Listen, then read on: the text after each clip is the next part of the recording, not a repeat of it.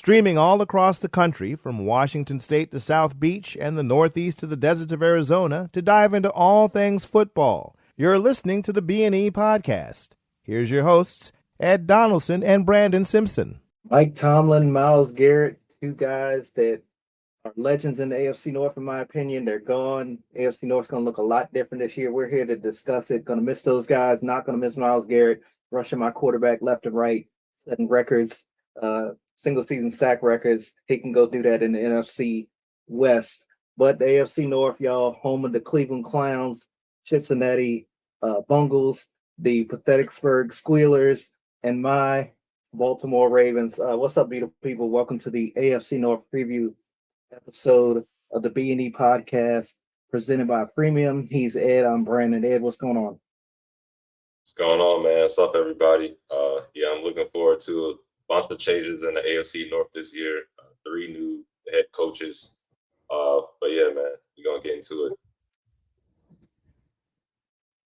Get this opening drive going. Eric Bieniemy's wife is out of ICU after she was shot by her son earlier this month. Panthers rookie wide receiver Chris Brazil will miss several weeks after suffering an LCL tear. The Falcons have signed quarterback Cooper Rush, Brandon's favorite, as Michael Penix and Tua Tagovailoa nurse injuries. Tony Romo has been placed on indefinite leave by CBS following his OWI arrest. Deebo Samuel's back with the 49ers on a 1-year deal. Chris Olave has signed a 4-year extension with the Saints for up to $132 million. Wes Welker is a new tight ends coach for my Commanders. 49ers wide receiver Ricky Pearsall is headed to IR for a season-ending surgery on his PCL and his knee. And the Lions have signed linebacker Devin White to a 1-year deal. All right, Brandon called them the Cleveland Clowns, but we're going to first start with the Cleveland Browns and see how they do this year. They, one of the teams that got a new head coach, they signed Todd Monken as their new head coach. He's also going to bring over 2 new coordinators with her. First, he got Travis Switzer over as his offensive coordinator. He's going to be a first-time offensive coordinator. He was a run game coordinator with your Ravens last year, Brandon. He did some good things with Derrick Henry, so we'll see how he does with the offense this year and whoever the quarterback is going to start out would be. And then Mike Jakian, he's a new quarterbacks coach. He coached for quarterbacks for Tampa Bay previously, but he has a lot of college coaching experience. I think he was last with Michigan State. And then George Warhop, he's a new O-line coach for the Browns. He also came over from the Ravens. He was the OL coach last year. I'm guessing, Brandon, you don't really mind him being gone because the O-line last year for y'all was not too good. And then on the defensive side of the ball, they bring up, Mike Ruttenberg as DC. He was a defensive pass game coordinator for the Falcons in 2025. So interested to see how this new coaching staff, what they got in the works for the Browns and how they're going to scheme things up and, how the offense is going to look. I know from a offensive side of the ball, the Browns focus heavily on the offensive line.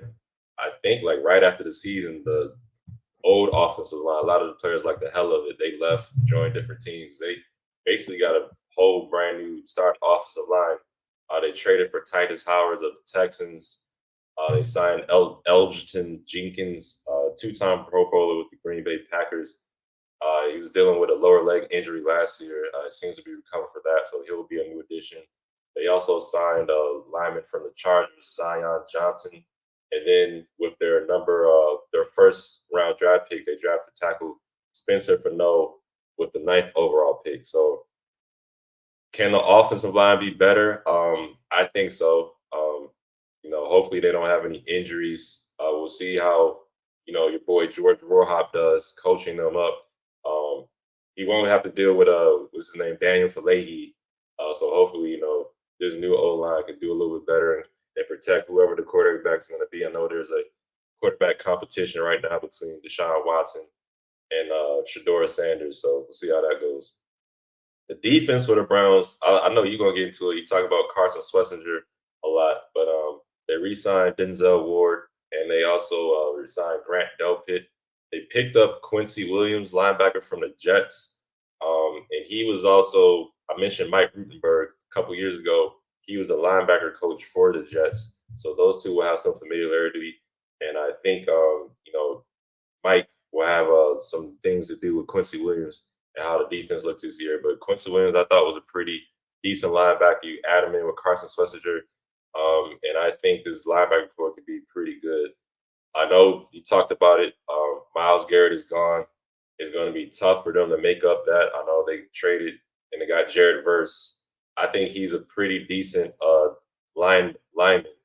I'm not saying he's Myles Garrett or definitely won't fill the hole that left of Myles Garrett, but that defense, adding him in, I think they might take a little bit step back wise as far as production, the number they sacks to get. Because I mean, hell, Myles Garrett, he might have had more sacks than a couple of teams last year, but that defense, I think, will still be, a thorn in a bunch of people's foot, a rock in somebody's shoe for a lot of teams this year that don't have a good offense or can't deal with them.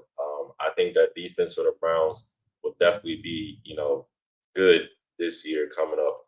Offensive side of the ball, my question mark is with the quarterback. Even if Deshaun Watson wins or Shador Sanders wins, we didn't really see a lot that says, okay, Shador Sanders definitely is the guy of the future now. He only played, 7 or 8 games. He came in mid-season, but my question mark is definitely going to be the quarterback, how they do. The wide receiver core, they drafted 2 wide receivers. First round, they drafted Casey Concepcion, and then they also drafted Denzel Boston. He was their second round pick. That's bringing in Jerry Jeudy too. He's coming back from last year, but Jerry Jeudy, I think he's talented, but I don't know. Sometimes his head's not always on straight. But the guy I'll be looking at for the Browns on the offensive side of the ball is Harold Fannin. He led all the pass catchers last year with 6 touchdowns, rookie tight end last year. David Njoku's gone. He's with the Chargers now, so he'll probably have even more opportunities. And I think Todd Monken and an offensive coordinator are going to feature him more. That's one guy I'm looking to take a leap his second year because his rookie season was really, really good, in my opinion. So I think we'll see a lot more from him. Question mark for me is just the quarterback. Same with the run game a little bit. We'll see how the run game looks this year for the Browns. But I think that defense will be good. It will keep them in games. If they can get anything out of the quarterback play, we'll see how it goes. All that to be said, though, I still think the Browns will probably finish in 4th place. But this ain't a team. I think that defense they're not going to let, barring injuries. But I think this is a team that's going to play everybody well. And we'll see how it goes. But I got them finishing 4th place. I just got questioned about the quarterbacks, and then the way you talk about Todd Monken, I'm curious to see how he's going to lead these men this year too. But I'm curious to hear what your thoughts on. Because you brought over a couple of Ravens coaching staff and team players too. So what are your thoughts on the Browns, Brandon? Yeah, piggybacking off that offensive line hire coach from the Ravens, it's he got pushed into a last minute situation because our old offensive line coach died around this time last year. So John Harbaugh promoted him, into his spot. So he wasn't necessarily supposed to be there, I guess you could say, in a sense, early on. But either way, he's gone. They can have him. I'm not busting down the doors there in Cleveland to bring him back for sure. He can stay out there. But yeah, I agree. 4th place finish for me for the Browns. They could flirt with 3rd place, depending on how the team that I think that's going to finish in 3rd, how they end up doing. But here's some things that worries me about the Browns in a good way. The defense, you mentioned, that's still a top 10 unit there without Myles Garrett. They still have some dogs out there. They still got Denzel Ward, which they resigned. I did tell you via text, I think that Myles Ward will probably be traded by the trade deadline. He may end up sticking around throughout the entire season, but depending on how they start, as early as week 1, it's going to tell how long this defense is going to start to get dismantled, because it's been the strength of this team, but eventually they're going to start to continue to want to build for the future. And yes, it does seem weird. You want to get rid of some of your best players to build for the future, but that's how you get additional draft capital like they have had over the last couple of years. But yeah, led by Carson Schlesinger, the guy was, if not defensive rookie of the year, he definitely was a top candidate for it. I can't remember he got it or not. They still got Mason Graham heading into year two.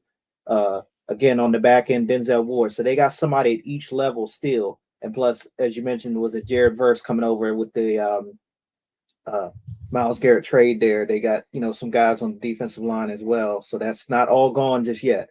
The rookies, another reason concerned me in a good way for the 2 games that we got to play them, and for the Browns for the entire season. KC Concepcion, um, Denzel Boston, back-to-back picks in the draft, 1 and 2. And KC Concepcion, he has a speech impediment, but don't let that fool y'all, people. He can ball for sure. It does not affect him on the field. The guy can flat out ball, and that's why they selected him in the first round. Second year players, the 2 other guys you mentioned as well, Kenshawn Judkins, the running back, and Harold Fannin Jr. There's a reason why they let David Njoku go in free agency, and that's why. You mentioned the amount of touchdowns that Fannin had last year. Those guys really came on and, let Andrew Berry look good as a general manager out there. He had 2 good picks there for sure in the first round. Here's what concerns me in the bad way about the Browns. If I'm a Browns fan, y'all, it's the coaching. Starts from the top, Todd Monken. So you fire Kevin Stefanski, right?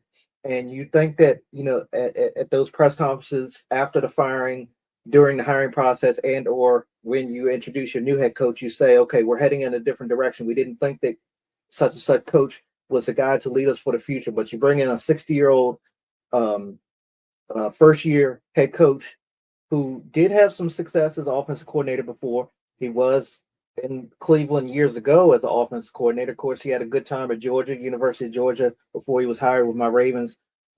Helped Lamar Jackson get an MVP during his first season there. But to me, I don't see where that's much of an improvement off of Kevin Stefanski, in my opinion. Number 2, playing the players respecting the coaches, y'all. Word is on the street that they really wanted the former defensive coordinator Jim Schwartz to take the job, and that's why they ended up with the defensive coordinator that you mentioned, because Schwartz didn't get hired. About a week later, give or take, or 2 weeks later, after Monken got hired, he said, "I'm gone," and he's gone. So, will they respect this new coaching staff? Will they respect Todd Monken, especially when things get bad? Because we know things are going to get bad in Cleveland. They do every year. It don't matter if they, when they went to the playoffs, 4 or 5 years ago, to the most recent losing seasons as well. Things are going to get bad in Cleveland. It's just inevitable.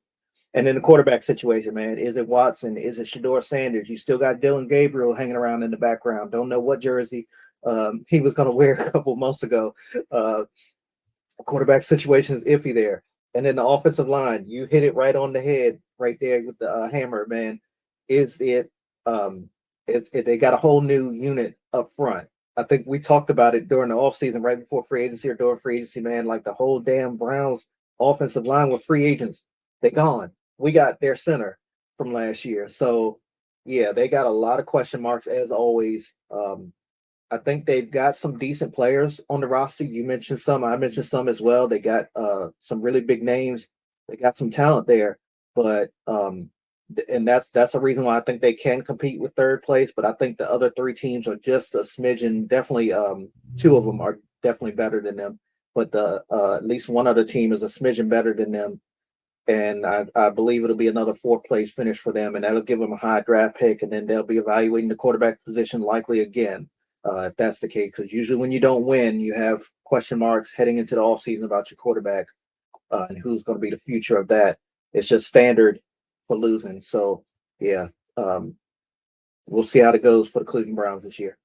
Real quick for the Browns, they kind of for me like the Giants a little bit, where I think they'll probably finish 4th place, but I do think they'll get a game. They might tie with the whole division, like go 1-1. Yeah. Do you think the Browns could do something like that, where they, even though they might finish last, they still can beat all the teams in y'all division, at least split with them? I mean, for sure, they definitely always usually split with us. Yeah. They usually play Pittsburgh pretty well, and then Cincinnati, they've had some good games against Joe Burrow and them boys up there. We all remember the Myles Garrett. I know he's gone, but we remember the Jordan crossover or the crossover move before he Yeah. crossed the line and sacked. Like, They've had some good games against all three. They beat the Pittsburgh Steelers in the playoffs. I think the last time they went to the playoffs, it was either that one or back in the COVID year. Don't quote me. It was one of those two. So yeah, they've had success against AFC North. It's just when they play everybody else, it seems like it's just like, What why these guys on TV? what division y'all playing this year? Like outside the AFC North? Is it We are playing the NFC South and the NFC South? NFC South and AFC South looks like. Okay, yeah. They probably get pounded out by the Jaguars, Texans. Yeah. Maybe Colts too. They saying Daniel Jones will be back. We'll talk about him more when we preview this out. But yeah, it could be rough. Yeah. Got you. All right, let's turn the page to the Pittsburgh Steelers, y'all. New regime, new coaching staff in Western Pennsylvania. Steelers, they're fresh off the AFC North title. Of course, they lost in the playoffs in the first round. But what does Ed think that they'll do for this coming season? Yeah, man. Like you said, Mike Tomlin is out. Mike McCarthy is in. I think he's a Pittsburgh native or Pennsylvania native at least. So I know when he was introduced, he was emotional, talking about he loved the coaching team and everything like that. And he also was getting reintroduced to Aaron Rodgers. Of course, he coached Aaron when he was in Green Bay years ago. So we'll see how that connection goes. Patrick Graham is a new defensive coordinator. Yep. He was a previous DC for the Raiders. And when I was looking this up, they're saying he's going to be moving TJ Watt around more on the defensive line. He won't just be lining up in one spot. So you might see him moving around a lot. Y'all play each other, Brandon. Pick up on that. Defensive side of the ball, they picked up Jamel Dean, cornerback, safety Jaquan Brisker, and a defensive lineman, Sebastian Joseph Day. He played with the Chargers and played with the Rams. I think he won a Super Bowl with the Rams. They re-signed cornerback Asante Samuel Jr. and your boy Nick Herbig. I like the Asante Samuel Jr. signing. I think before the injuries, he was going to be a top cornerback, but he was dealing with spine and like neck injuries or something that basically almost cost him his career because he wasn't playing for a while, and Steelers gave him a chance, and they let him come back. I think he's on a 1-year deal.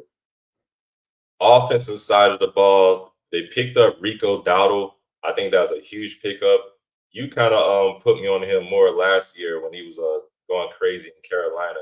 So I think if he still has that same juice, sometimes guys had that 1 year where they do really well and they kind of drift back down to what they used to do. If he's able to reproduce what he did in Carolina, you might have to watch out for the Steelers. So I'm definitely going to be seeing how that goes. Then they picked up Michael Pittman from the Colts too. You pair him along with DK Metcalf, your boy, the big tight end Darnell Washington. Washington, yeah. Then they still got Pat Freiermuth, move, as Steelers like to say when he makes a play. This offense could potentially be really good with these additions. They got these new pieces. Sometimes you only need one or two type pieces in the offense to take off. They got 2 or 3, in my opinion, Rico Dowdle and Michael Pittman. We'll see how that does. I mean, Roman Wilson, the wide receiver out of Michigan, I think he's going into his 2nd year, maybe his 3rd year. We'll see if he can take another leap, but I'm curious to see how this offense looks. But my question mark again is the quarterback, Aaron Rodgers. Can he stay healthy? How much does he have left in the tank? I think he confirmed this is his last year. What are him and Mike McCarthy going to do together? Are they going to crash or burn? Or are they going to, somehow win it all, go to the Super Bowl, and, Aaron rides off into the sunset, does whatever he does after that? That's my biggest question mark. And then can the offensive line hold up for Aaron Rodgers too? He's not as mobile as he used to be, so you're going to have to protect him. He still has that quick trigger, quick release, but you're still going to have to protect him for a little bit. Can the offensive line hold up? We'll see how that goes. But for as far as the Pittsburgh, right now I got them finishing 3rd in the division, in my opinion, but I could see them finishing as much as 1st place. I mean, they got a lot of veterans on this team still. I didn't talk about Jalen Ramsey.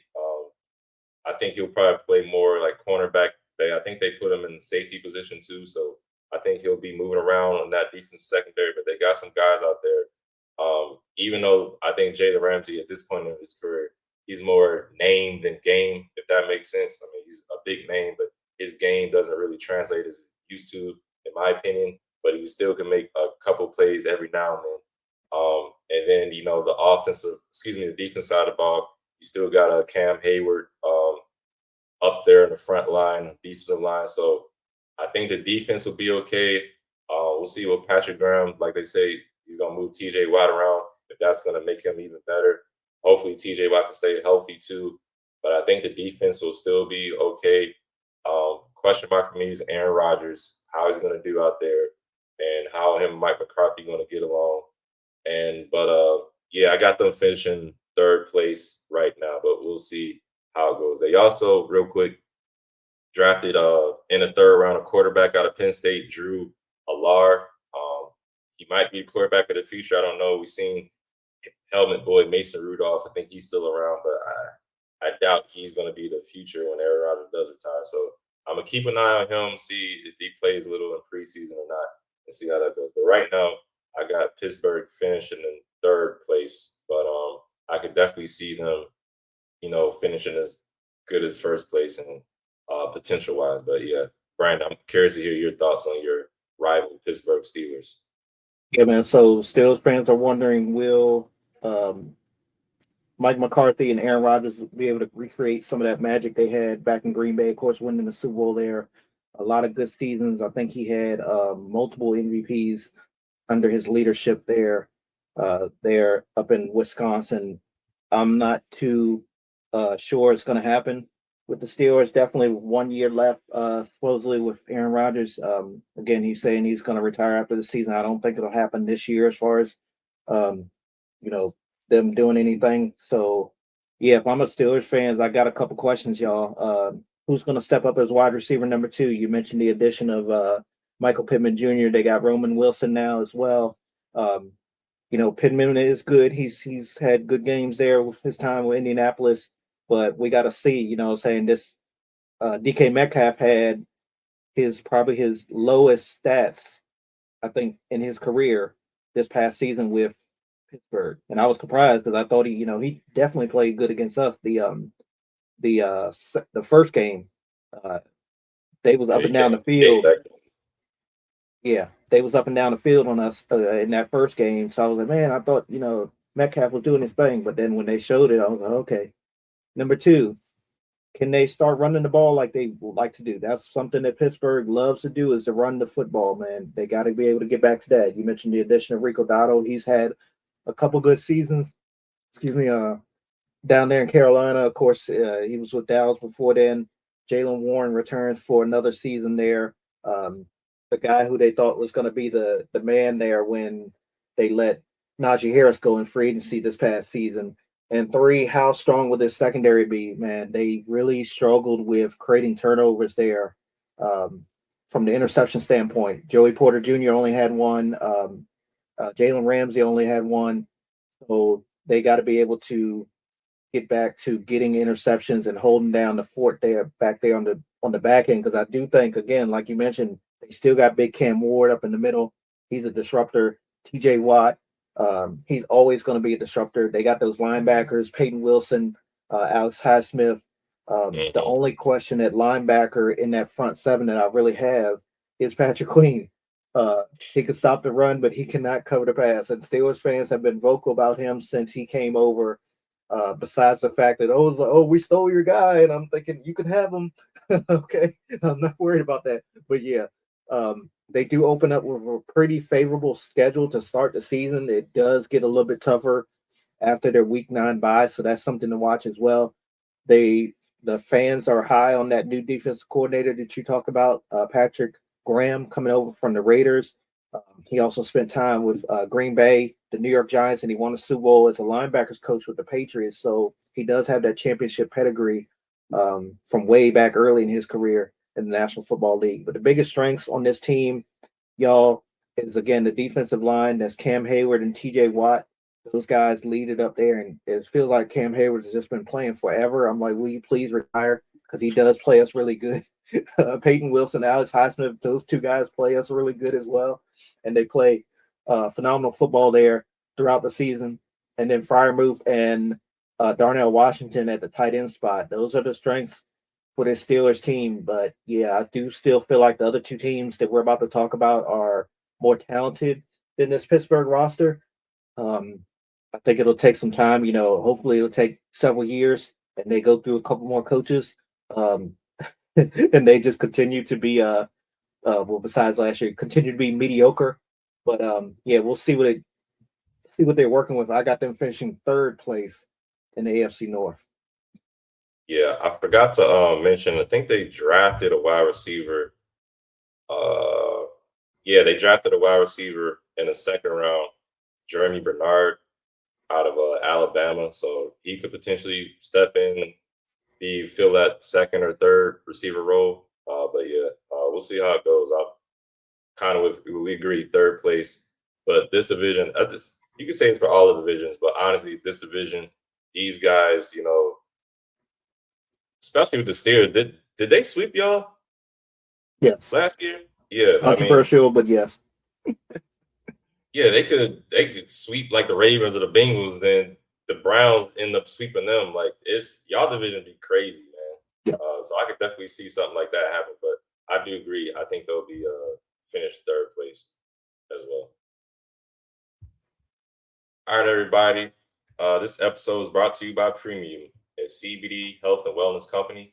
Check out their line of CBD infused products, which are a perfect after workout refuel for athletes, pain reliever for weekend warriors, and even a natural sports drink for us armchair quarterbacks. Their featured product is CBD infused honey, which is a personal favorite of mine, as well as tinctures and mints and natural flavors. They are veteran, women, and minority owned, so come get some sweet invitation and taste a premium difference. Use code BNE for 15% off your order. Their website is premium.com. And now let's get back to our show. All right, y'all. You see, Brandon got his Ravens jersey on today. We're gonna go into the Ravens next. I'm very curious and interested to see what you think of your Baltimore Ravens this year. So let's get into it, man. Man, y'all, new coaching staff, new uniforms, new PA announcer in the stadium, and a new radio broadcast announcer. Damn near a whole new over top of the team, y'all. But I do have I have more questions about my team than a lot of people do, man. I think number one, will the offensive line be better at pass blocking? I talked about it. I was blue in my face last year about how bad it was, both the guards, especially the right guard that's now with the New York Giants, Daniel Falele. But we added Ethan Pochik.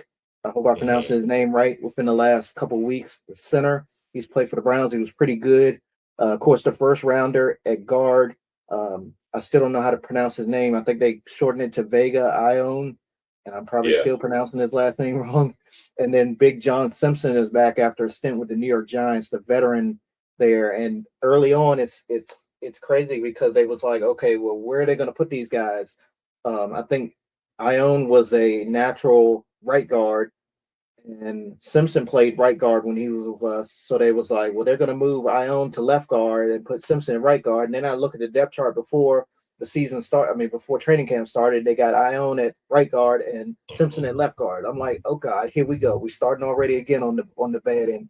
But hopefully they get that figured out fast, because offensive line, both lines of the trenches were extremely bad last year, which I'll get to the other side of the ball in a second. Who will be consistent at wide receiver besides Zay Flowers? That's my second question, y'all. Lamar, he has the consistency. He has the tendency of throwing to two guys quite often. Typically, the last couple of years, it's been Zay and Mark Andrews. We got to figure out what other wide receivers really going to step up. We saw a regression, in a sense, a little bit from Bateman last year. I love Bateman. I really want him to be the wide receiver 2 for a long time in Baltimore. There were even some trade rumors. They were like, okay, well, they're going to trade him to Dallas. They're going to trade him to this team. And he stuck around. So I'm kind of glad that he's still on the roster. A lot of Ravens fans are excited about our, I believe it was a third or fourth round pick, Jacoby Lane out of USC. I'm a little hesitant with rookie wide receivers because we have the tendency of developing them slow. So we'll see how he does. Maybe he just has natural talent. He can just come out here and ball out as a rookie. We'll see. but he does have some guys ahead of him. Say Flowers, Bateman, Tez Walker's at number 3 right now, so he's likely going to be fourth in the picking line to see, to as far as reception standpoint goes. But again, he can hope, he may be able to ball out and just and do his thing. Number 3, will we be able to develop the tight ends like in years past? We drafted 2 tight ends back-to-back rounds after losing Charlie Kohler and Isaiah Likely to the New York Giants and the you already say San Diego Chargers, Los Angeles Chargers. In previous years, we've drafted well and developed well at tight end. We had Likely and Kohler, I believe they was drafted together. We had Andrews and Hurst come out the same year Lamar Jackson did. And we had Dennis Pitta. I feel like there was another tight end when Dennis Pitta was drafted as well in that draft. If not, it was another young tight end that developed pretty good. Probably one of the most important questions of all, will the pass rush improve, man? It was just absolutely horrendous last year, man. Quarterbacks just had time back there to do whatever they wanted, man. Put on their take off their pads, put it back on, make a sandwich, as everybody like to say. They just had entirely too much time, and it made the back end of the defense look even worse than it did at points, on their own. But yeah, Mike Green, he's got a new number. He's wearing 15. I need 15 sacks from you, my guy. The rookie Zion Young, that a lot of Ravens fans are high on him as well. We need him to come in and perform quickly as well. A guy I don't have to worry about coming out, Calais Campbell. He's back and likely was going to be his last season. He was still a force last year with the Arizona Cardinals and has been a force his entire career. Big Travis Jones, he's a little banged up right now, but hopefully he'll be back by the start of the season. And of course, the X factor, what we all Ravens fans have been talking about, is Nnamdi Madubuike. 2 games last season, 2 sacks, 13 sacks, if I'm not mistaken. The season before was a Pro Bowler, if not an All-Pro, second team All-Pro. He was an absolute monster 2 seasons ago, and it was heading in that direction last year. It looked like before he got banged up with that neck injury. They activated him off the PUP list earlier this week. I think he did practice.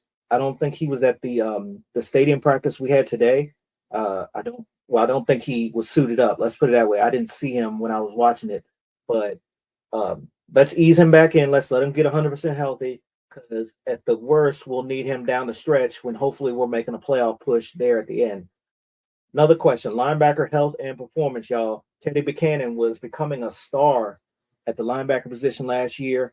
The rookie linebacker, number 40, I believe he was wearing before he got banged up somewhere around the middle of the season went out, and the defense really struggled. In the middle of the defense, they did struggle without him as well. They had to bring back Trenton Simpson, my guy. I love Trenton Simpson, but he doesn't play at the caliber that Teddy Buchanan does. So hopefully Teddy will come back healthy and performing just as good as he was. And Roquan Smith kind of had a down year last year. He still had over 100 tackles, but he wasn't himself. Like we could see, actually last 2 years, we kind of see the speed, the sideline speed that he's been known for kind of regress a little bit. But again, he was a tackling machine. Wherever the football was, he would eventually get there. He may be a little bit late, but he was going to get there. And another question that I've been big on since it happened, Jordan Stout went to the Giants in free agency. I don't know why they let him go. They could have, I think, found some money some damn where, but it is what it is. What will our new punter do? Jordan Stout punted, was one of the best punters in football. He had games with multiple 70-yard punts that really helped us out in those games. Hopefully the new guy can step in. He's either a rookie or a second-year guy. I don't think he played the one that we got on the roster now. But the most important question of all, can we not beat ourselves, man? Zay Flowers, he liked to dance around like a ballerina, and then he ended up fumbling. I know Isaiah Likely's gone, but he made some mistakes near the end zone and in the end zone. You had Mark Andrews there before halftime. I think it was against the Patriots, if I'm not mistaken. Down minute drive, we had 2 timeouts. He's near midfield, makes a big catch. He's falling backwards and decides to lateral to somebody, but the lateral was nowhere near the other player. Of course, the other team recovered. We left points on the board. Derrick Henry has had some fumble issues, definitely last season. And Lamar Jackson, I love my guy. Every now and then he makes a mistake that's just head scratching. So can we not beat ourselves? And that's just the offensive side of the ball. I don't even want to get started on the defense.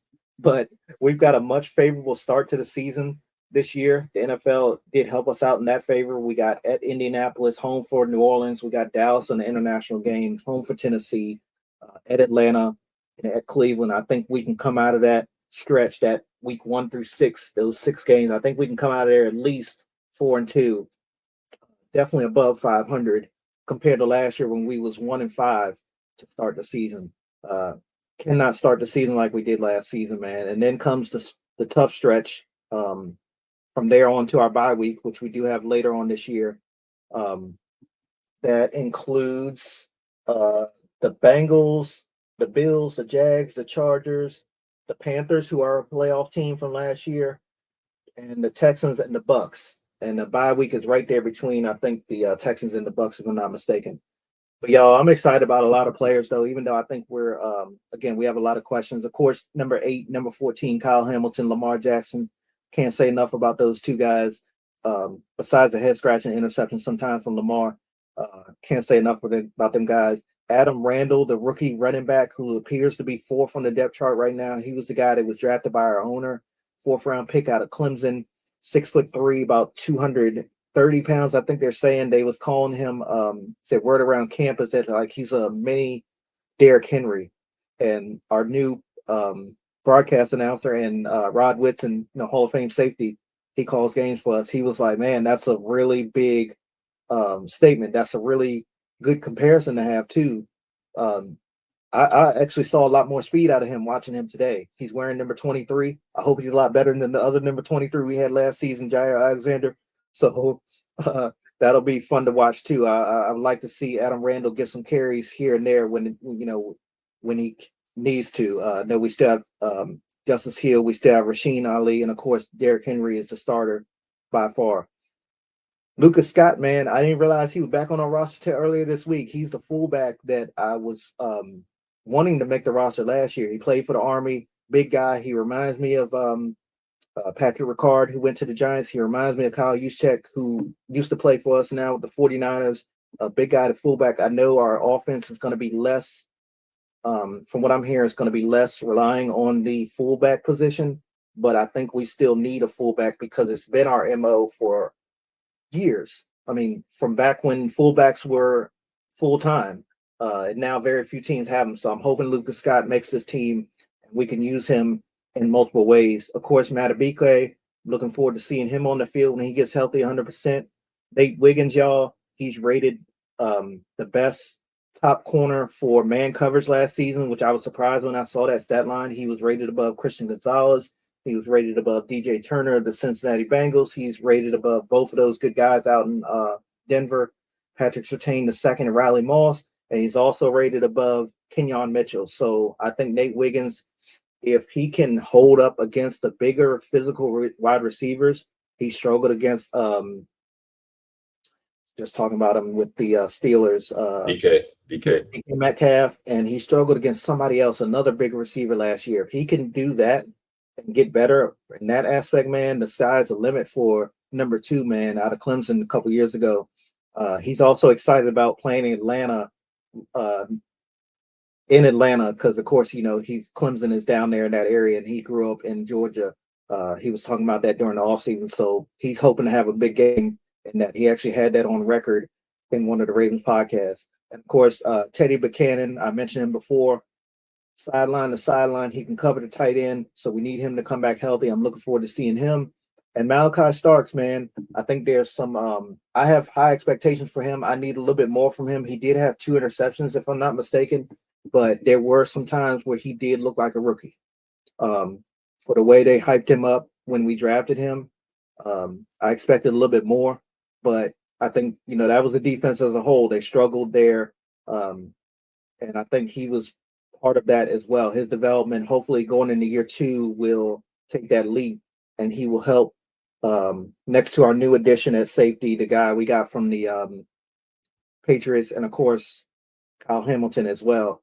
But the Ravens fans, man, they've been talking a lot this offseason about Tyler Loop and Jacoby Lane. Tyler Loop in a bad way, man. They're like, oh, man, if he don't do good this season, he need to go. He may be a bust, this and that. I'm like, the guy was 30, for 34 in field goals. Yes, he missed the final one at Pittsburgh that got us, eliminated from the playoffs. I understand that. But he was 30 for 34. Last time I checked, that's 96%. Last time I checked, that's pretty damn good. Because there's a lot of teams I think that would take his 30 for 34 stat line and missing that last kick over the guys that they have now. Yep, y'all had kicking issues last year and probably last couple of years. And over the guys they've had now and some of the guys they've had recently as well. So I'll keep Tyler Luke. I'm perfectly fine with him. I don't think that he'll make too many more of those mistakes like that or miss too many more of those kicks. And then Jacoby Lane again, the rookie wide receiver. I think Ravens fans want him on the. There's some Ravens fans that want him on the field more than Bateman and Tez Walker. They're just that high on him. So we'll see again what he ends up doing. Marlon Humphrey, okay, y'all. Jesse Minter, Anthony Weaver, defense coordinator. Y'all, if Marlon start fucking up, please go with TJ Tampa. Listen, I know Marlon is one of the best slot corners in football, but there's some times where he just look like he don't know what the hell he out there doing. There's a whole, y'all gonna see it if y'all watch some Dolphins games early on. You're gonna see and I talked about it before when Malik Willis was with Green Bay and he came in and he played, in Jordan Love's place where he just completely juked Marlon Humphrey. Marlon was the last line of defense. He went left. No, Malik Willis went right, but he juked left, and Marlon just froze. Next thing you know, he looking back and he going like this. Oh yeah, of course you're gonna go like that. Enough of Marlon. Hopefully I ain't got to talk bad about him this year. We'll see how it goes. But yeah, we can be successful if we improve our home record. We were just absolutely terrible at home last year. I think it was well below 500. I want to say we only won 2 or 3 games at M&T Bank last year. Got to be able to protect home field. We got to be able to beat the AFC teams. I talk about it all the time. Those games against your conference teams come back to either help you or haunt you at the end of the year when it comes down to the playoff race. It's the matter of a second seed team versus a 4th seed team if you're a divisional winner, and it's the matter of 5 through 7 when it comes to the wild card teams for sure. So you got and sometimes you're on the outside looking in, honestly, like we were last year. Got to be able to sweep Cincinnati and Pittsburgh. I know that Lamar Jackson has owned Joe Burrow. I hope I don't have to eat my words on that. Besides last year, of course, Joe Burrow came into Baltimore and beat us, and that's why they ended up getting the New Year's Eve game in Cincinnati this coming season. But LJ is 5-0 at Cincinnati. Let's make it 6-0. Lamar and the Ravens. Let's go in there and beat them this year so we can get back that primetime game at Baltimore, even though I don't like primetime games, but I damn sure don't want to go into the jungle at night and play them. They're already tough enough facing that offense in a 1:00 game, much less a primetime game. And we got to be able to beat Pittsburgh too and sweep them because last year, of course, the first game was controversial. They, came back. The refs was like, we missed 3 critical calls. And those 3 critical calls, honestly, were the difference between win and loss in that game. And the last game, of course, Tyler Luke missed that final kick. But again, I always feel like you shouldn't have to come down to a final kick, especially in a division clinching game. You know what I'm saying? The NFL wants it to be close games. They want a lot of high scoring. They want a lot of competition. But I feel like if you're a good team, you should go in there and beat the hell out of them. Okay. And go claim that division and go win it. It should not have came down to a final kick. And again, probably the biggest thing of all, we can be successful if we don't beat ourselves. I mentioned it before, the Mark Andrews stuff, the Zay Flowers dancing around like a ballerina and then fumbling, Derrick Henry fumbling in key situations, Lamar throwing those mind-scratching interceptions. The defensive line has got to be able to penetrate on every play, especially on those pass rushing plays. And shout out to Trey Henderson for coming to Baltimore. I know we lost the whole situation with Max Crosby.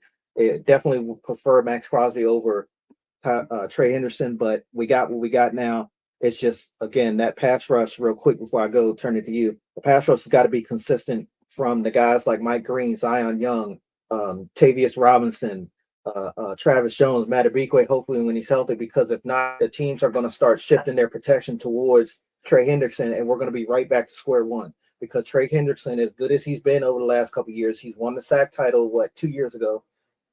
He's not, he's not a Myles Garrett. He's not Micah Parsons. He can't directly impact the game damn near the entire game all by himself. So we got to have other guys to step up when he's going to get double teamed, or when the attention's going to start coming in, when they're going to start chipping those tight ends and running backs towards his side. Those other guys got to be able to step up consistently. But yeah, overall, we just cannot beat ourselves like we did last year and the 2 seasons before, definitely in those playoff games. But yeah, I got us finishing second place. I know that may surprise some people, but I think we got some questions going into this season. We got to see how this new coaching staff goes with, time management, clock management, timeout management, overall getting in and out of the huddle. We got a new offense coordinator. The defense, we got to, see how Jesse Manor can handle being a head coach and a defensive play caller. He's never had that responsibility before. Will him and Anthony Weaver be on the same page? It seems like they will be right now. Again, the punter, getting back to that situation. I know it seems like a small thing to most teams, but the last time we lost a special teams player that was really good was Devin Duvernay, and it took us quite a while to recover. I still don't think we have I know the guy from Colorado, he played pretty good, but it took us a year or two to get him and get back to that consistent return coverage. So hopefully we're not stuck in that predicament when it comes to the punter position. But yeah, give me second place for my Ravens this coming year, and I'll talk about playoffs when we do the full AFC and NFC breakdown, whether or not I think we'll make it to the playoffs. What do you feel about my Ravens? Yeah, I agree with you as far as questions with the coaching staff. Jesse Minter coming in as new head coach, as defensive coordinator with the Chargers. And he, basically rebuilt the whole damn coaching staff. Declan Dillier's new offensive coordinator. He's coming over from the Chicago Bears. Anthony Weaver, as you mentioned, is a defensive coordinator. And then the special team coordinator is Anthony Levine Sr. So how will these new coaches come in, and what will they be able to do? They got some, key assistant coaches too. Joe Lombardi, he's an offensive assistant. Marcus Brady, he's going to be the passing game coordinator. Israel Wolford, he's going to be new quarterback coach with Lamar Jackson. Eddie Faulkner, he's coming over as the running backs coach. He was with Pittsburgh last year. And then offensive line coach, we talked about George Warhop with the Browns. And Todd Monken, we got Dwayne Ledford. He'll be the new offensive line coach. So a lot of new pieces on the coaching staff. Just piggybacking off what you said, how they're going to do with strategy, time management, play calling, all types of things. How they're going to lead these men and inspire them to play better. Some areas ain't always going to be as good as other areas. Can you coach these guys up? Will these guys play better? So that's one of my biggest questions, is the coaching staff. How they going to come in? Could it be like, the Seahawks with your former defensive coordinator? He comes in, they win a damn Super Bowl. Or could it be like, who was it?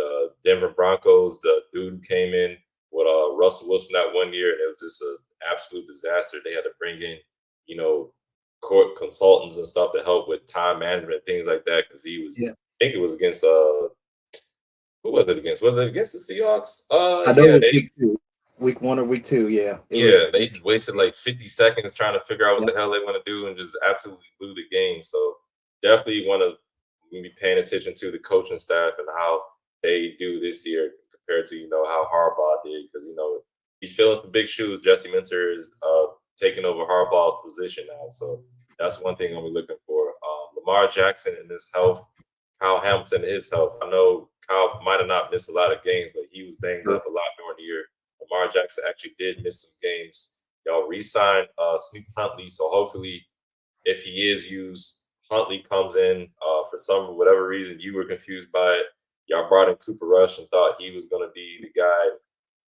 We saw how that worked out. Huntley came in, he played a little bit better. I think if y'all just got Huntley from the start, y'all probably wouldn't have started 1-5 and finished the way y'all did. He might have been able to win some games for y'all. But Lamar Jackson and his health, that's the key for me, because I said it before.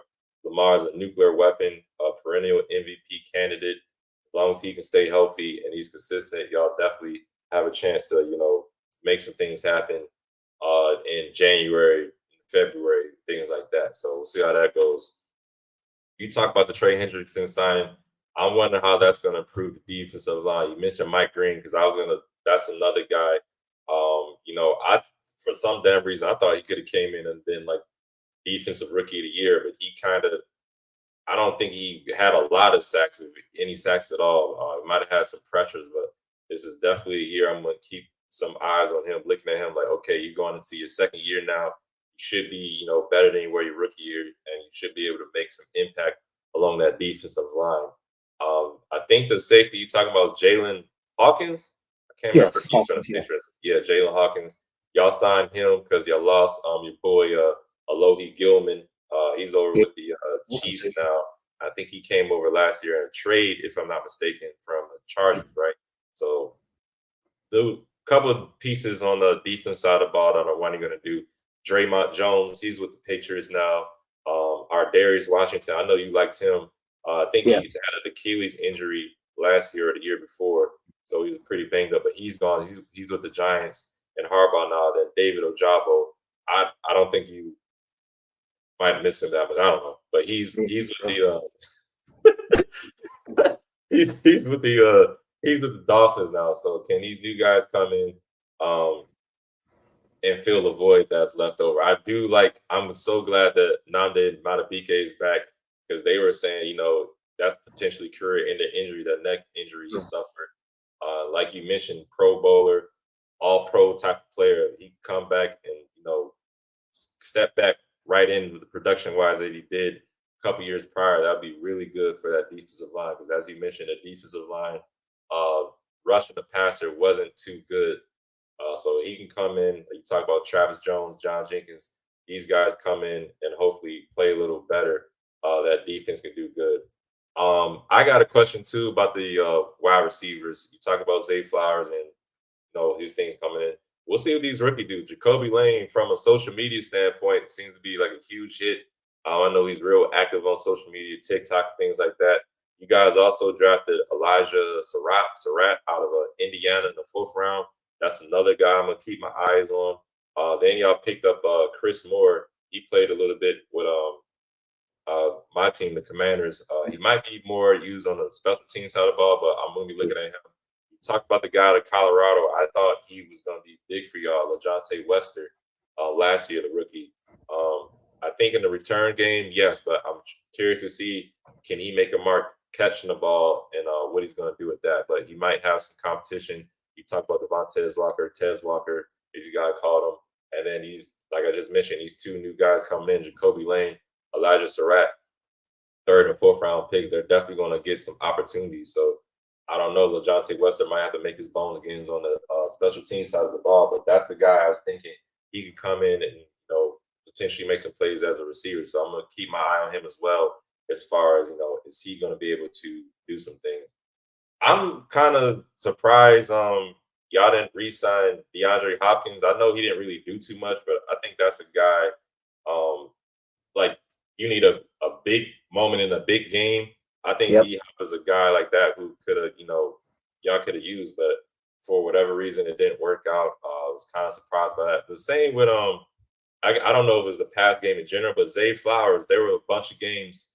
I think it was the first game against the Bills. He had a huge game.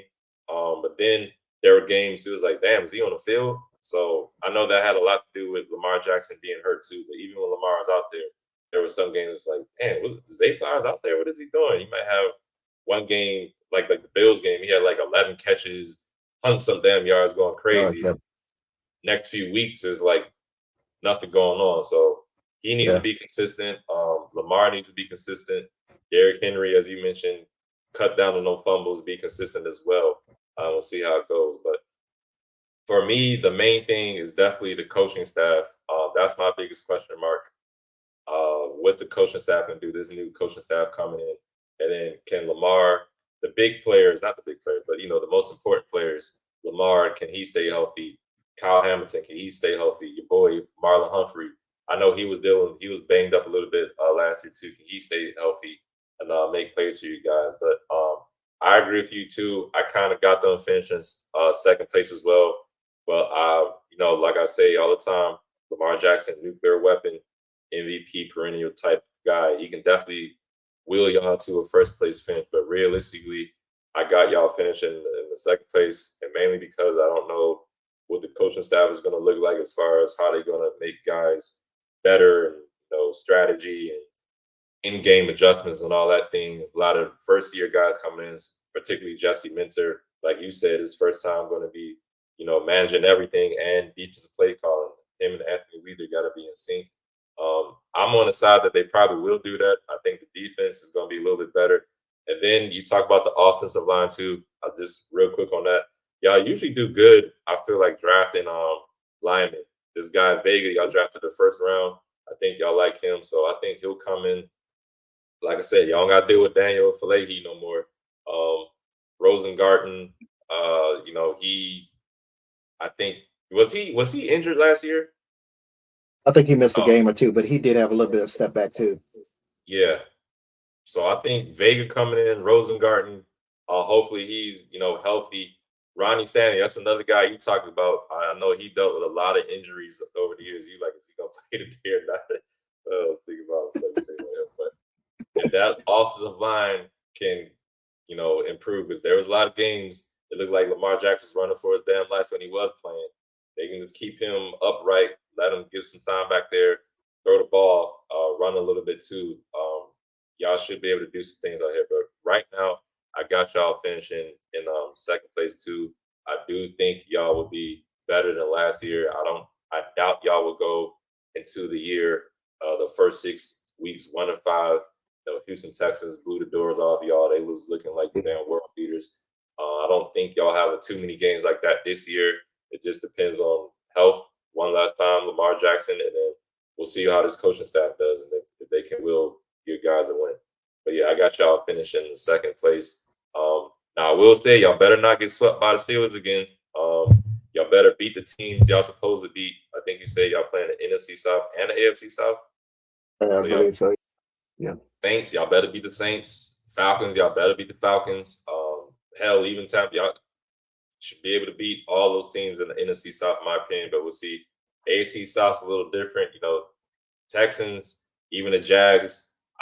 I'm gonna be honest with you. That Colts game, if Daniel Jones, even though his body doesn't really hold up, we saw them first 8 weeks.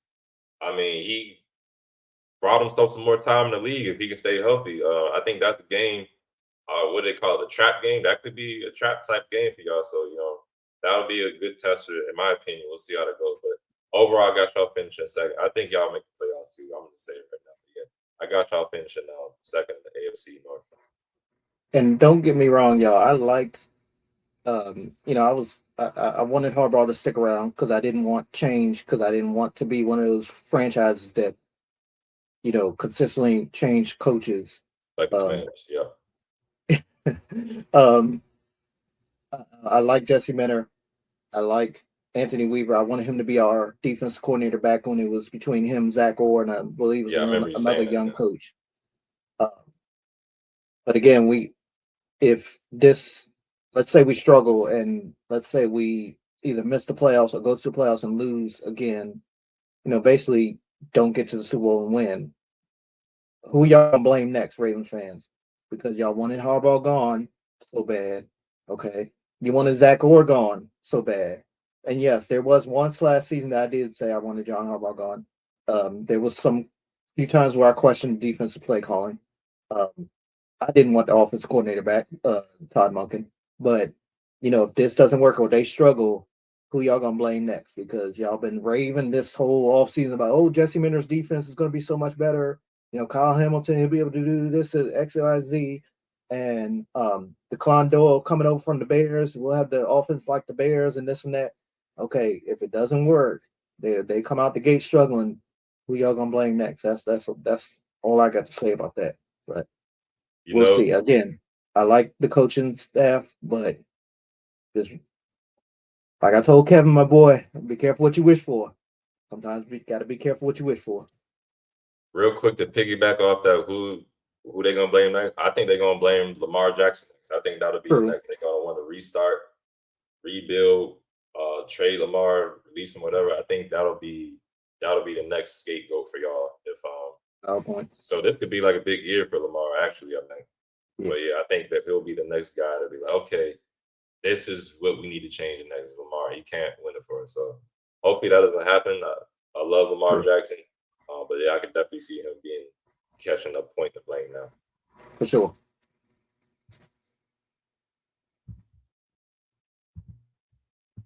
Oh, my bad. I'm introducing the Bengals. Okay, let's talk about the Cincinnati Bengals. I think we're both in agreement that they're gonna, based on our conversation with the other three teams, I think we're both in agreement that they're gonna finish first place in the AFC North. But let's see what Ed has to talk about the Cincinnati team. Yeah, but it's some ifs in there. It all depends on if Joe Burrow can stay healthy. You know, the last few years, it seems like he get an injury that makes him leave for 3 months, 4 months at a time. So I mean, if he can stay healthy, that offense, Jamar Chase, and the weapons they got on the offensive side of the ball, that's never been a question. It's just the defense lately for them has always been an issue. They blame it on the coaching staff. They blame it on the players too. I mean, the defense usually stinks. The Browns, they could go off for 30 points against them. I'm not trying to make fun of the Browns, but you know, teams who offense ain't too good, Yeah. usually they play the Bengals like, all right, baby, I'm gonna be on some YouTube highlights today. So we'll see how that goes. But they made some changes, starting with Dexter Lawrence. They traded him. They traded their damn 10th overall pick to get Dexter Lawrence. Bringing in Jonathan Allen. He used to play for my Commanders. He played with the Vikings last year. They also brought in Boya Mafe from the Seahawks. So that 3 additions to the defensive line right there. Now we did see Shamar Stewart. He got carted off last week. I haven't heard too much about his injury, but you know, the play didn't look too good. His knee bent in an awkward position. They drafted some defensive players too. Second round edge rusher Cassius Howell out of Texas A&M. Then the third round, they picked up a cornerback, Takario Davis, cornerback out of Washington. So I mean, and now I forgot to mention the additions in the secondary: Brian Cook and Kyle Duggar. They coming over, you know, to help with the safety depth. So those improvements right there, I think, can help the defense. And this is the only team that didn't fire their damn head coach, or you know, is not a new head coach going on. So they got some continuity there with the head coach going on. It's just like I said, Joe Burrow, if he can stay healthy, I think he's one of the best damn quarterbacks in the league. Top 2 type quarterback, man. Can throw the ball. He can run a little bit, but can his body hold up? That's my biggest if with the Bengals. But if they do, potential wise, I think this team and what Joe Burrow can do can definitely win the division. They can win like 12 games or so like that. I think they're gonna have a focus on keeping Joe Burrow healthy. The running game too a little bit. I do like Chase Brown. I think he's a good running back, but you know, if they could improve that position, I think that would be good too. But I do like Chase Brown. I just don't think he's like a world beater, but I think he's a decent back. But you know, Joe Burrow, Jamar Chase, T. Higgins, they got some decent tight ends as well. But like I said, going back to this, it all depends on Joe Burrow. But if he can stay healthy, man, look out. I think this defense is going to be new and improved. I think Dexter Lawrence is going to help stop the run. They drafted 2 edge rushers last year. I know it was Shamar Stewart, well, not edge rushers, but defensive lineman. I can't remember the other guy's name on the top of my head, but I think Dexter Lawrence coming in, Jonathan Allen coming in is going to help all those other guys eat a little bit better. Defense will probably trying to focus on Dexter Lawrence, trying to focus on Boya Mafe and Jonathan Allen. And those other guys might be having some more opportunities to make some havoc happen in the backfield. So if the defense can just be, you know, average and not be below average, this Bengals team could definitely make a lot of noise. And well, I said this about y'all be playing in like January and February. But yeah, I got them the Bengals finishing in first place. Worst case scenario, they finish third. Joe Burrow might miss a damn game or two because you know he gets unlucky with these injuries sometimes. But if he can stay healthy, like I said again, yeah, give me the Bengals winning the AFC North this year. Brandon, I think you agreed that they will finish in first place, but what are your thoughts? Definitely. Here's my opinion on the Bengals, y'all. Best quarterback in the National Football League, top 5 wide receiver, if not top 3, and probably a top 15 to 20-ish wide receiver, number 2 with T. Higgins. But with all that said, the defense, of course, is what holds them back. But that front office did put in work this offseason to try to, hopefully turn the page on some of the issues that they had over the last couple of years. They added some talent to this defensive unit. You mentioned 3 of them, but real quick again, Jonathan Allen on the defensive line, Boye Mafe coming over from the Super Bowl champion Seahawk defense there, Dexter Lawrence. Of course, I think he missed a couple games last year. But also in the secondary, they added Brian Cook from the Kansas City Chiefs. They're really high on that. I think Joe Burrow talked about that during the offseason. I think eventually things have got to get better with this defensive unit. They just can't continuously be every year bad. You know what I'm saying? It's been like that pretty much since they lost the Super Bowl. They do have a bright point there. Probably their best player right now, besides maybe a Dexter Lawrence, their best returning player is DJ Turner. And that's someone that Chad Ocho-Johnson was really high on in the Nightcap podcast, talking about him there at the corner position. He's turned into one of the league's better defensive backs. I think he doesn't get a lot of credit because the defense is so bad. But yeah, I think honestly by week 5, we'll see this Cincinnati defense start to turn around. They got a rough start to their season. They've got, at least based off last year's teams, records and stuff, and what we're expecting from these teams, the Buccaneers at Houston, at Pittsburgh, and home for the Jaguars. So those will be 4 tough games. Again, I think by week 5, we'll be able to see that's when they face the Dolphins, and we're not sure who's going to play wide receiver down there, honestly. So we'll start to see if this defense, can at least look good for 1 or 2 weeks before, we'll see what they're going to look like for sure. But yeah, that offense can easily put up 30 to 40 points per game. But again, I mentioned that Nightcap podcast. One thing the guys were talking about there, Shannon Sharp, ISO Joe Johnson, and Chad Ochocinco, they was like, you can't put up 40 points per game and give up 42 points. Okay, that's not how you win the National Football League. So they got to be able to tidy things up there on the defensive unit. I do think that they'll be able to fix some things, because if not, I think it's going to be a situation where Zach Taylor's on the hot seat, and I think that Joe Burrow may want to leave, honestly, because if y'all have seen some of his press conferences the last couple of years, Joe's not a guy that shows a lot of expression in his press conferences anyway, but I think they asked him about retirement or something like that, something to those terms, and he was like, I've considered it, or something like that. Don't quote me on exactly what he said, but it was something like that to those terms. So don't be surprised if that defense can't turn around and they don't start winning games, because we know the offense is going to do their part. I mean, even though, we can question the run game a little bit, we know that they're going to be able to put up points on basically anybody. So if that's the case, Joe Burrow may say, hey, I want to trade. I want a chance to win the Super Bowl. I'm too damn good. I came from LSU. I was the number 1 overall pick. You know what I'm saying? Me and Chase, and T. Higgins, and even the wide receiver number 3, Isobus. I can't Andre, his name. He's pretty damn good. They got a decent tight end as well. Those guys can ball out. Yeah, but they got to be able to stop somebody on defense. They even got a solid kicker. They probably got the best kicker in the and definitely in the division right now. I put him, a step over Tyler Loop, but McPherson's pretty good as well. So if they don't get an end zone, but they're in the opposing territory, they can at least put up 3 points. So we got to be able to stop somebody on defense. We got to be able to give our offense a short field. We got to be able to create turnovers. We got to be able to hold our own in the red zone defensively. As a Cincinnati Bengals fan, if I was, that's how I feel. But yeah, I do think that Cincinnati can win this division just because of their offensive alone. And again, the defense cannot continuously year after year be bad like that with an offense, basically a championship potential offense that they've got on the other side of the ball. They got to be able to get it straight. But yeah, real quick though, Jamar Chase, if you want to continue fighting like you did in training camp, please feel free to do that during the regular season. Just don't do it against my team. I would love to see you not play a couple games because you get suspended. Don't hurt nobody, nothing like that, of course. But go on, get suspended, and keep those keep your little fights that you had in training camp with some of your other teammates.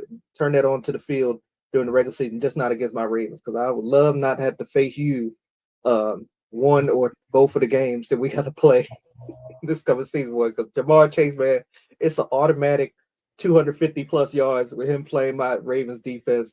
And I know Joe Burrow, if the man is even 75% healthy, it's probably 350 to 400 plus yards he's going to put up on us and 3 touchdowns.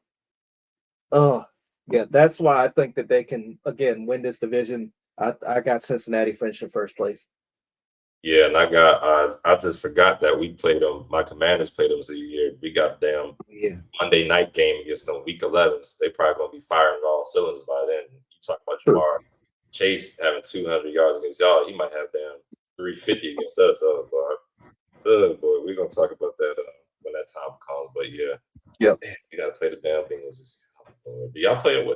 We played them week 11. Y'all played them first. Please, hurt, not hurt. But please, make them a little less stronger when they come. Lord. Now, Go ahead. One thing I will say, is that Nate Wiggins held his own against him in both games. I mean, we shut him out the second time in Cincinnati, but Joe Burrow came back for that Thanksgiving game when they beat us in Baltimore, and Jamar I think he finished over 100 yards, but it wasn't like his normal. Again, the average is 250. I go into them games thinking 250 automatic. I know every quarterback that had played for Cincinnati, Carson Palmer, Andy Dalton, and Joe Burrow, I've automatically thought 350 to 400 plus with them, and usually 2 to 3 touchdowns, sometimes 4. But the wide receivers, man, Jamar Chase has definitely owned our secondary. He's been in the National Football League. I mean, it's no denying that for sure. Maybe just this past season he didn't average as much, but yeah.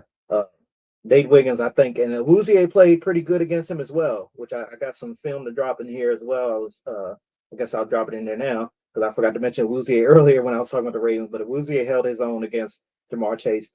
Nate Wiggins is fast enough and elite enough, in my opinion, to hold his own too. Just please, if he's in the slot, I know Marlon is good in the slot, but Marlon is not good against Jamar Chase. So please, Ravens defense, Weaver, somebody call an audible, somebody say abort the play, do something, because we cannot have Marlon Humphrey covering Jamar Chase. Hell, not even T. Higgins either.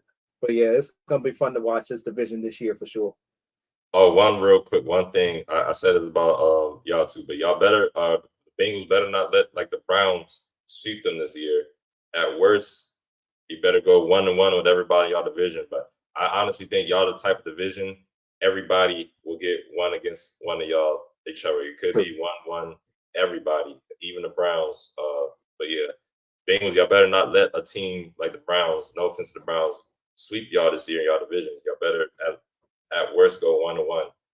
So yeah, it's because the Browns, it's usually with Myles Garrett. He, like you said, I'm start doing this, and that start happening. Hey, time out. Yeah. Myles, like I said, Lamar Jackson owns, or Lamar Jackson is Joe Burrow's daddy. Myles Garrett is Lamar's daddy and Joe Burrow's grandfather. Okay, since Lamar's Joe's daddy, he had to be the grandfather because Myles Garrett has had elite games. He's made a name for himself in this league just playing our two quarterbacks, or those two quarterbacks for sure. I'm sure Joe Burrow is just as happy as Lamar Jackson and not have Myles in the division no more. Thank you, Lord. Whew. That's a bad man. Y'all can have him in NFC West, please. Take him. Yeah, keep him. That's another. We gotta play Myles Garrett this year. So, like I said, Good luck. You start doing this before the snap. Jaden, timeout. I don't care if it's 2nd and 1. You see him doing this? Oh hell no! Timeout. You got to disrupt that rhythm. For sure. Yeah. All right, everyone. That's going to do it for our AFC North preview show. We've now previewed the NFC East Edge division and my AFC North. We are on to the AFC East. A lot of stuff to talk about there. We got a new quarterback down in Miami. We got some controversy up there with the defending AFC champions We've got the Bills with a new coaching staff, with familiar coaching staff, but it's new up there, and the Jets hoping to get a interception this coming season. We'll talk about all that on Monday night's show early next week. Can't wait to talk about the AFC East. In the meantime, please take a moment to hit the subscribe button on your screen. We also ask y'all to follow us on X, formerly known as Twitter. If you aren't already, we're on there at Podcast B&E, and on IG as well at B&E Podcast. Again, we'll be back very soon to discuss the AFC East. Until next time, love one another.